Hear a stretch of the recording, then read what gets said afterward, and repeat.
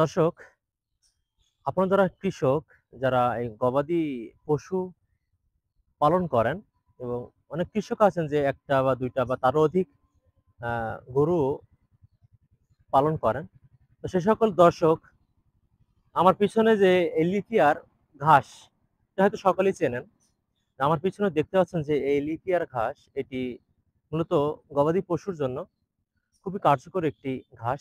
আর এই ঘাস খেলে গরু দ্রুত মোটা তাজা হয় এবং দেখা যাচ্ছে যে কৃষকেরা মাঠে অনেক কাজ করার সময় অনেক মাঠে যখন কৃষকেরা কাজে যায় বা নিজের কাজ করে বা নিজের জমিতে বা ক্ষেত খামারে যখন কাজ করে,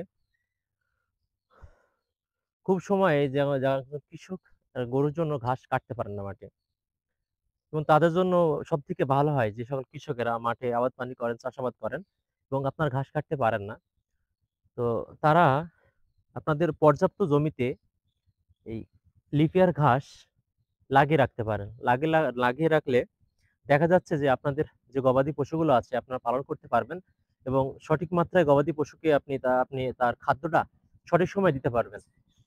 আপনারা যারা কৃষক যারা মাঠে চাষাবাদ করেন এবং তাদের জন্য এই লিপিয়ার ঘাস খুবই অত্যন্ত গুরুত্বপূর্ণ। আপনারা চাইলে গবাদি পশুর জন্য এই লিপিয়ার ঘাস উৎপাদন করতে পারেন।